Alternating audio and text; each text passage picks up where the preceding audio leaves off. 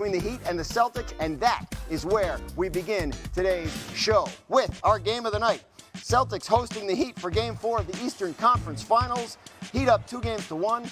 Marcus Smart out for the Celtics with an ankle injury. Wasn't going to matter. Celtics got off to a hot start. First quarter, they're up 10-1.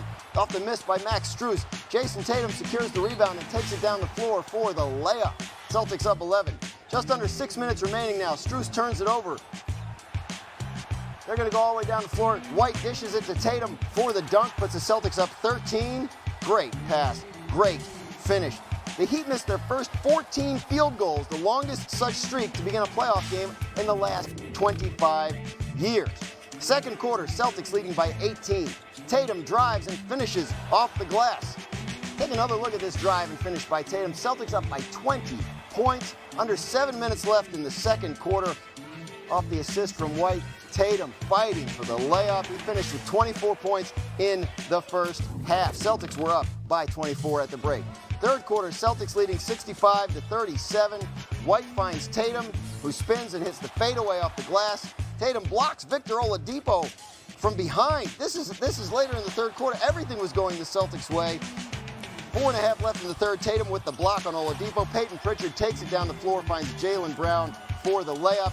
Tatum doing it on both ends of the court in this game. Celtics win it 102-82. They tie the series at 2 games apiece. Tatum had 31 points, and here's what he had to say when it was over. I didn't doubt myself. I know how to play basketball, and regardless of how many points I scored, just trying to come out and help us get a win, that was just most important. No excuse for how I played tonight. It don't got nothing to do with my knee. I just got to be better.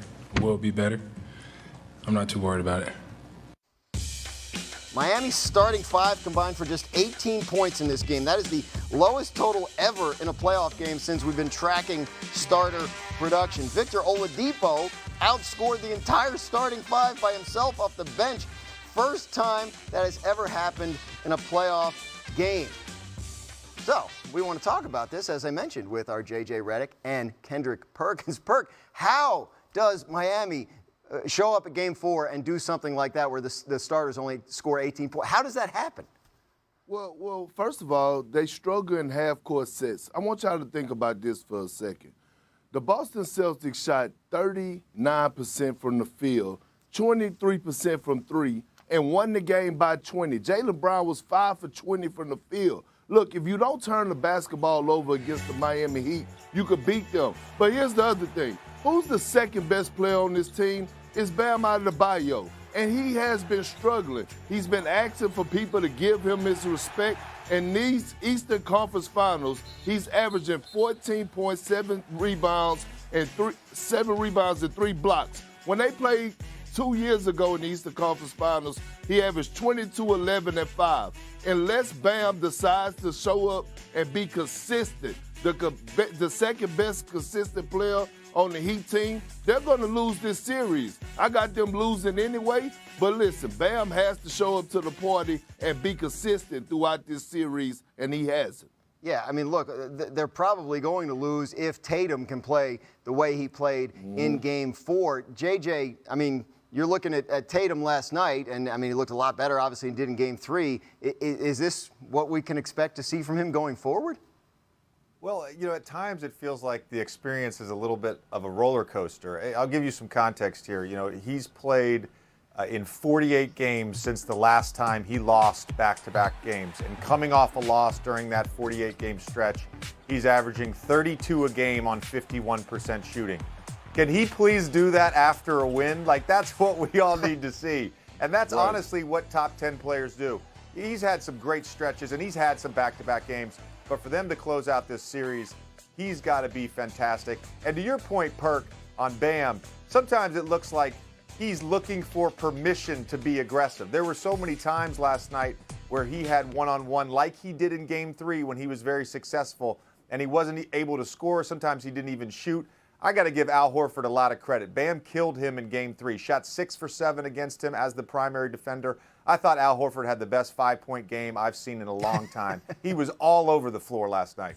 I agree, JJ. And listen, it's not just about Al Horford, but look, Al Horford showed up, and you're absolutely right, but it's the tandem, right? Having Robert Williams back allow Al Horford to be the best version of himself, knowing that he has that safety net in the back to protect the basket. And when Robert Williams is at his best, the Celtic defense go to a whole nother level. Just think about it. 82 points the Miami Heat scored, and Boston didn't even have their defensive player of the year in Marcus Smart. So, I'm right there with you. Look, Jason Tatum has to be consistent, but if you don't turn the ball over against the Miami Heat, look, they're going to struggle and you're going to win that game. Yeah. The other point about Robert Williams that I just wanted to make is if you look at the teams left in the playoffs, there's no real vertical threat at the rim besides Robert Williams. And you saw a few times last night on dribble penetration, them just being able to lob the ball up at the rim and him finish.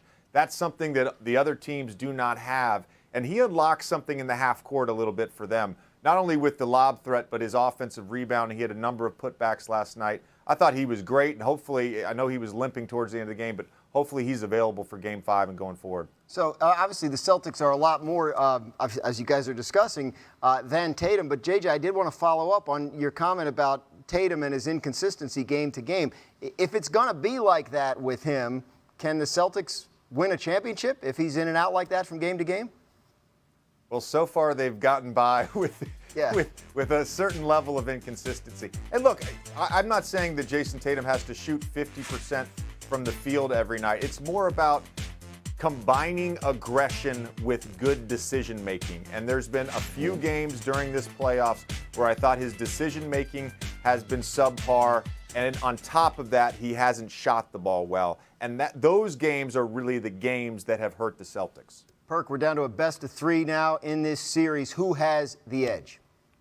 Oh, it's the Boston Celtics. I mean, they're the better team. They have more offensive weapons.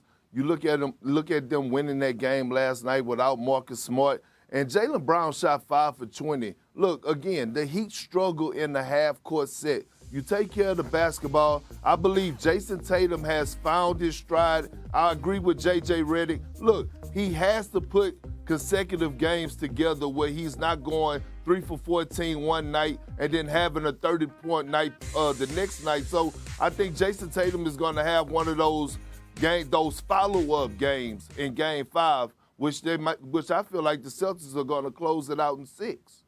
JJ, you agree? I do think the Celtics have the edge in the series. I think they are the better team.